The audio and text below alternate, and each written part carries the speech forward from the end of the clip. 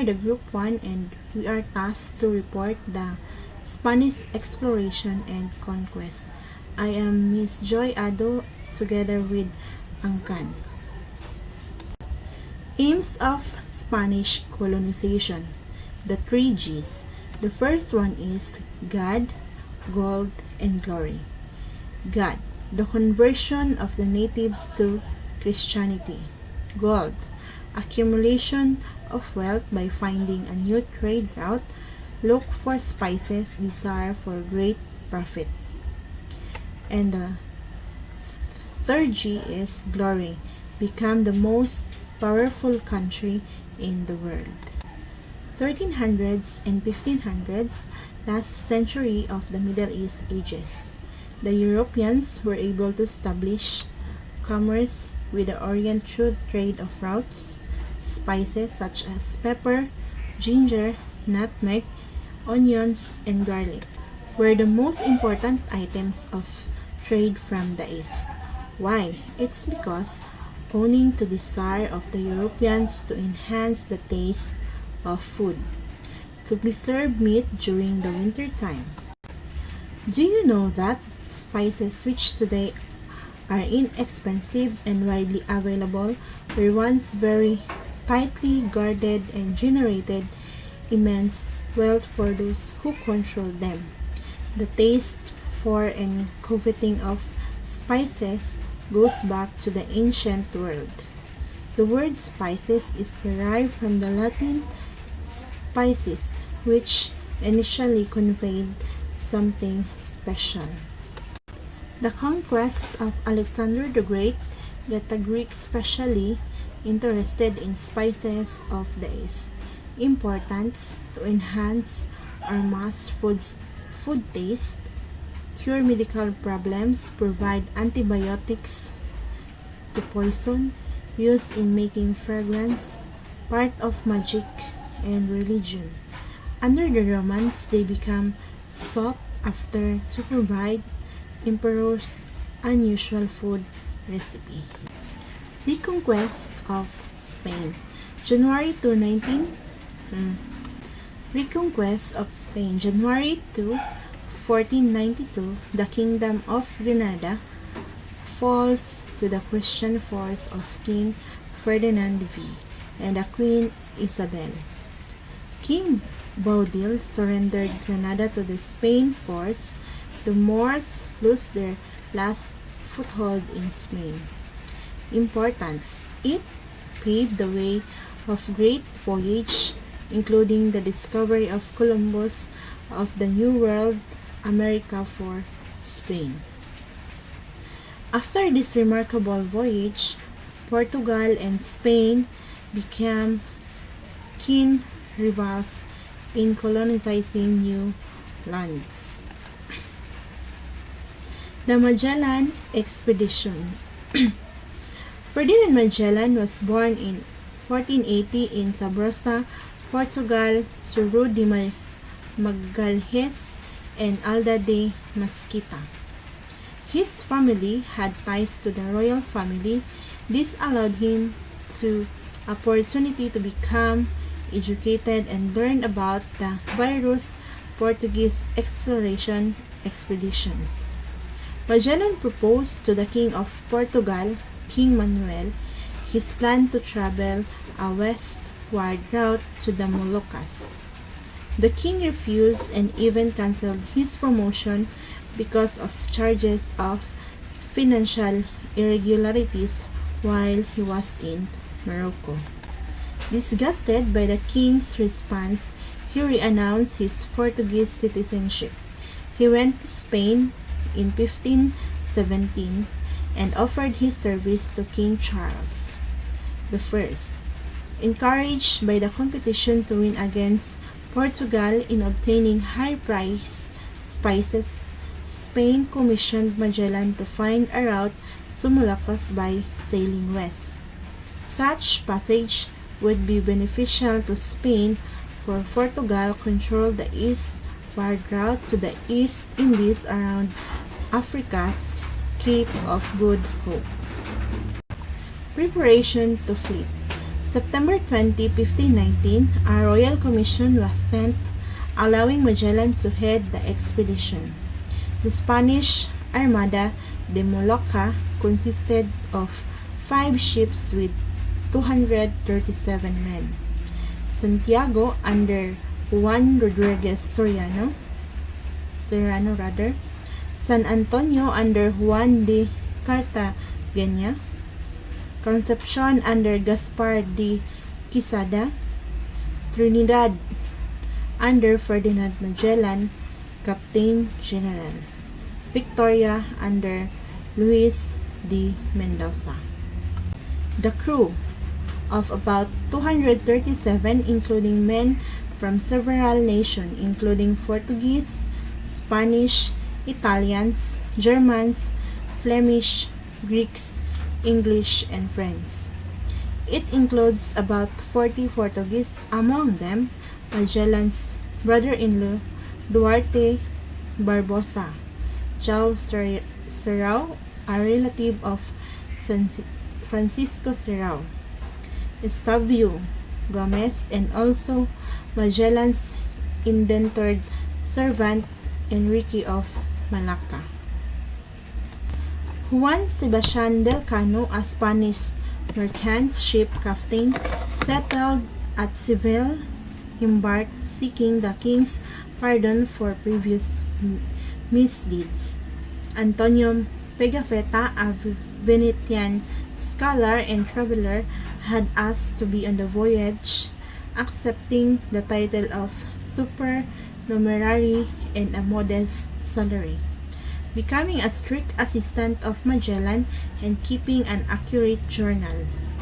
Father Pedro de Valderrama, fleet chaplain. September 20, 1519, departure for Sanlúcar de Barrameda, Spain. March 17, 1521, Magellan and his fleet landed at Homonhon Islands. March 28, 1521, the fleet landed at Limasawa and islands of southern Leyte. It was ruled by Raja Colombo. He was fascinated by the suit of armor of the Spaniards. They could help them win their battles against their enemies.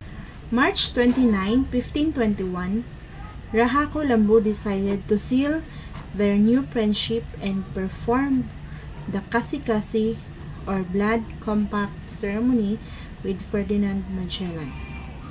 March 31, 1521, the first Catholic Mass was held at Limasawa with Reverend Father Pedro de Valderrama officiating.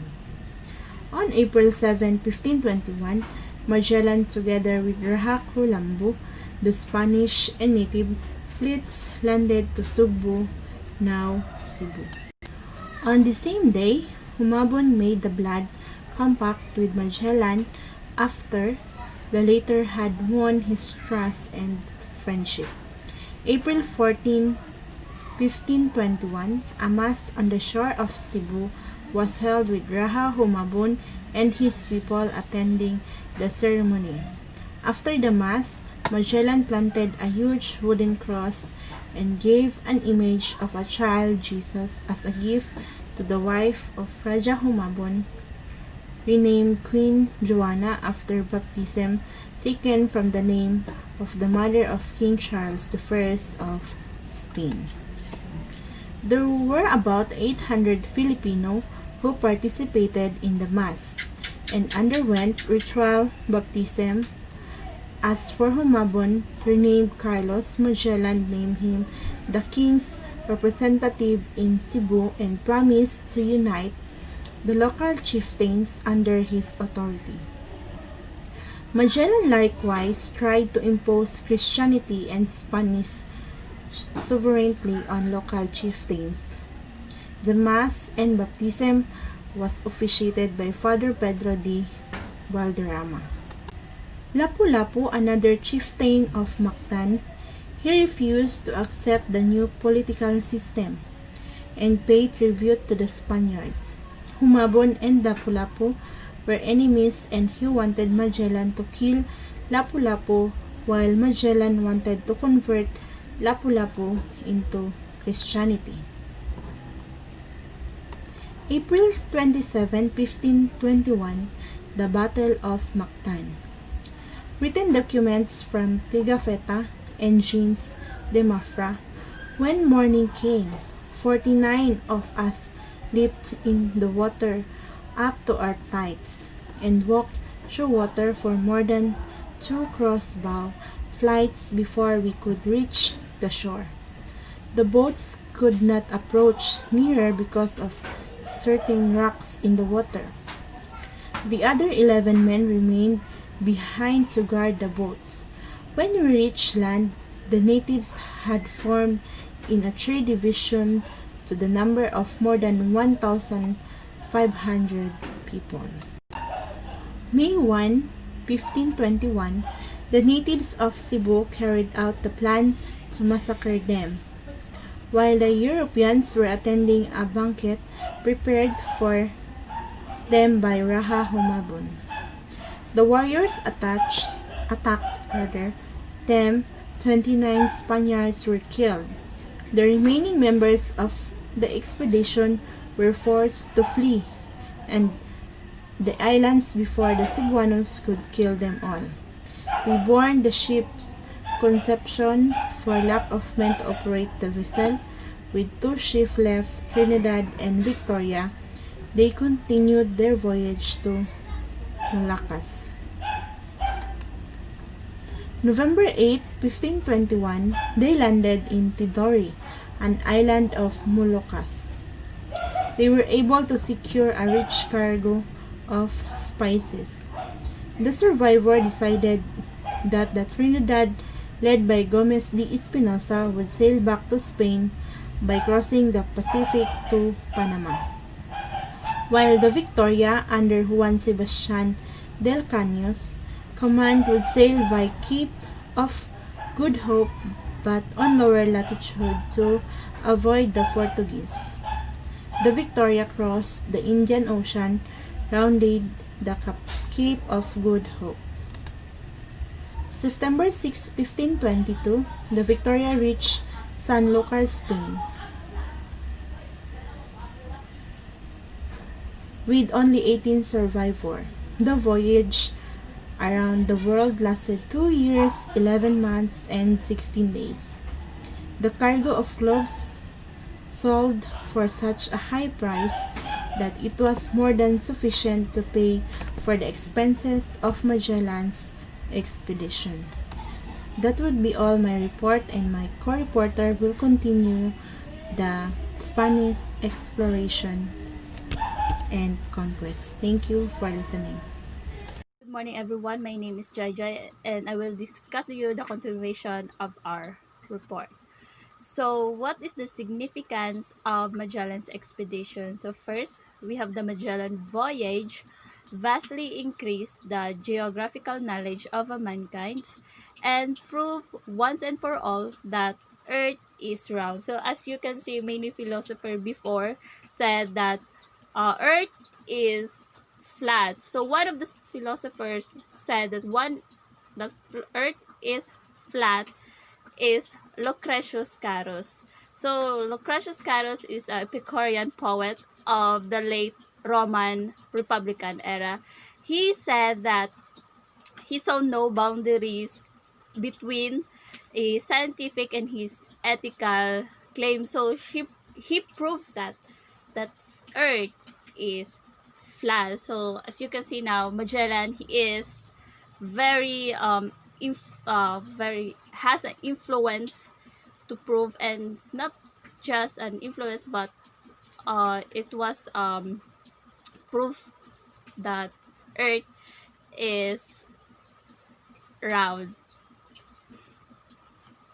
So next one is the Magellan voyage can be considered as the greatest single trip ever undertaken. So as you can see, Magellan uh, sail around the globe, because everyone say say it's impossible to sail because the entire globe is filled with everything like the sea monsters and the killer frogs that awaited to anyone, and everyone says that it was a suicidal to do. But for Magellan it is not. As you can see, Magellan is adventurer for to find the spices for their country.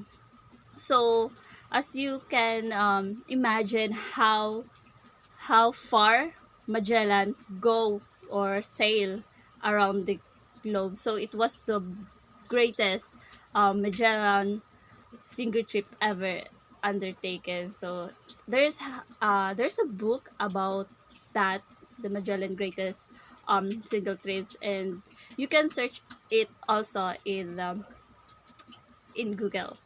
And the next one is Spain become the supreme power in the building of colonial empire. So as you can see, Spain is before is very powerful country, not just before but also today.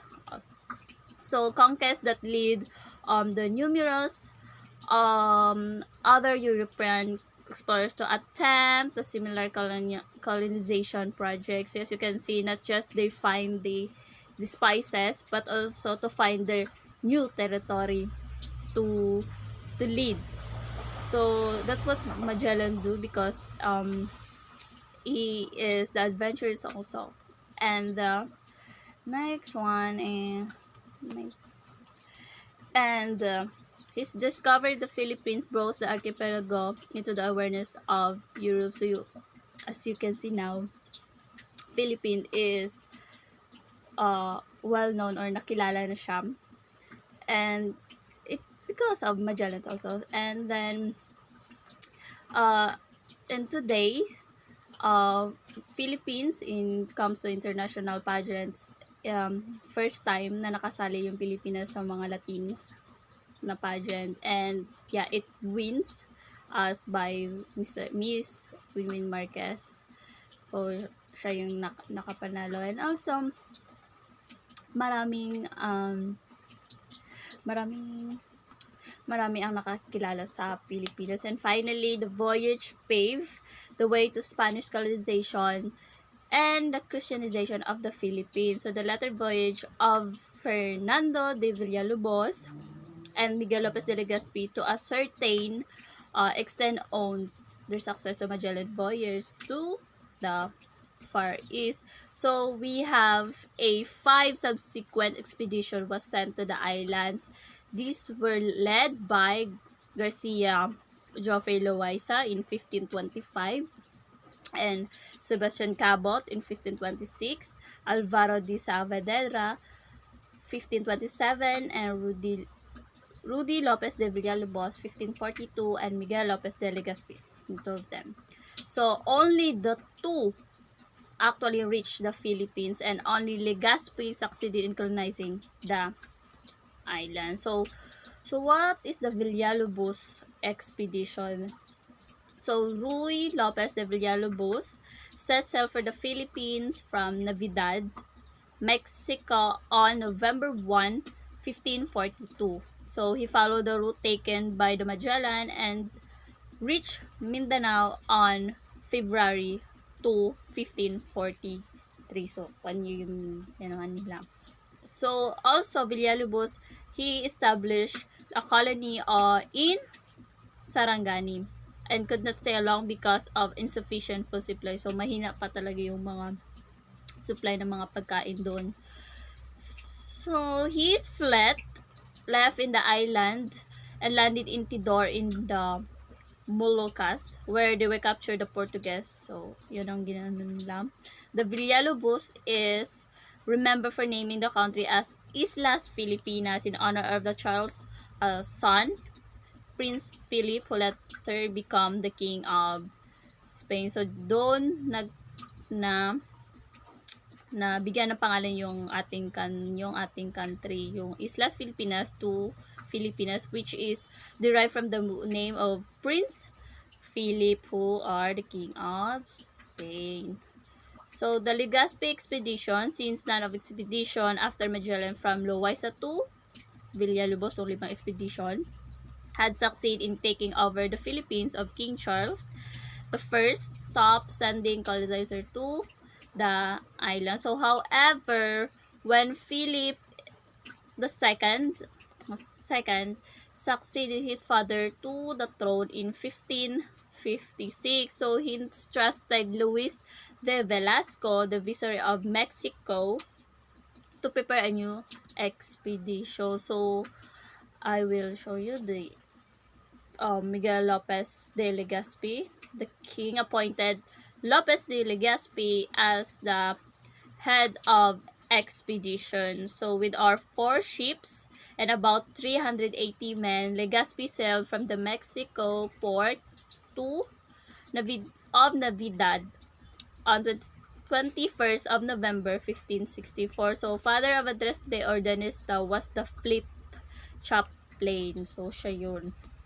So one of the ship got the loss on its way, but was the found later in order to head back to Mexico after reaching Mindanao. So the expedition reached Cebu also in February 1565. Later, Legazpi sailed to Sibaubao, or also known as Leyte for today. So then to Samar. He concluded the blood compact with some of the chieftains, one of the whom was Bangkao, Dato of Limasawa. So already know the Limasawa. Early in March, he sailed to Camiguin Island, then to Butuan in Mindanao. And then the Bohol, where he entered into the blood compact with Dato Katuna and si Gala. They went back to the Cebu due to scarcity of food in Bohol. So also din sa Bohol, mahina ang supply ng mga pagkain. Sargani and Bohol, mahina ang supply ng pagkain. So Legazpi and his men entered Cebu Harbor on April 27. So the Cebuanos were hostile to him, probably become his past. Some white men looked like Spaniards maltreated them. So yun yung nangyari sa kanila. So Legazpi explained to the Cebuanos that the white men who maltreated them were not Spaniards but Portuguese. So they have a misunderstanding that the other Filipinos are maltreated by the white men. So it was a Portuguese, not a Spaniards. So he also told them that he wanted two Filipinos and the Spaniards to be friends. So the Cebuano chieftain, Tupas, did not believe in, and the Cebuanos and the Spaniards found themselves in skirmishes. So that is the... So away sila. There was a fight. So Legazpi appeared to be victorious. So he applied the policy of attraction, inviting Cebuanos to come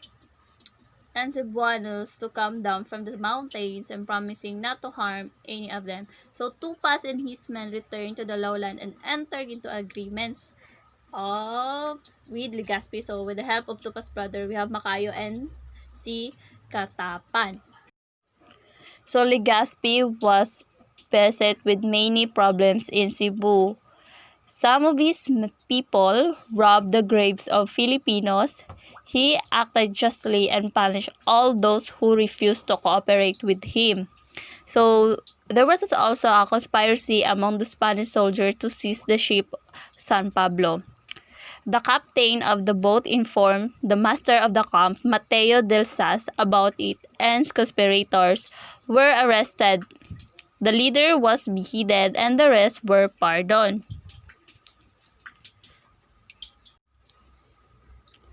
So Legazpi was happy to hear from Goiti. He informed his men that King of Spain appointed him as a governor and captain general of the island, which was equivalent to Governor General. He was therefore the first Governor General of the Philippines. At this time, however, food becomes scarce in Panay. Father Diego de Herrera, an Augustinian friar, suggested that they settlement in Luzon instead. So Legazpi decided to leave for Luzon on April 20 with Manila as the object of his expedition. Philippines was easily conquered, so the native lacks unit and centralized of form of government. So although the barangays already function as the units of governments and other governments, so each one was existed independently of the other, and the powers that each dato enjoyed were confined only to his own barangay. So no higher institution united the barangays, and the Spaniard took advantage of this situation. So they used the barangays that were friendly to them in order to subdue the barangays that were not. So the Spaniard will have superiors, firepower, and knowledge in combat and war. So other fun facts about Magellan expedition is the ship of Magellan that commanded was Trinidad, and the total distance that traveled by the Victoria was 40,000 miles. Magellan he was wounded in battle, so causing him to walk with a limp, and many of the sailors were Spanish and did not trust Magellan because Magellan is a Portuguese. So the king of Portugal, King Manuel I, sent ship to stop Magellan, but it was unsuccessful. So on the long journey across the Pacific, the sailors ate rats and sawdust to survive. So this the other fun facts of Magellan. So this is the end of our discussion, and thank you for Savage love. Did somebody break your heart? Looking like an angel, but you're savage love. But when you kiss me, I know you don't give two fucks. I still wonder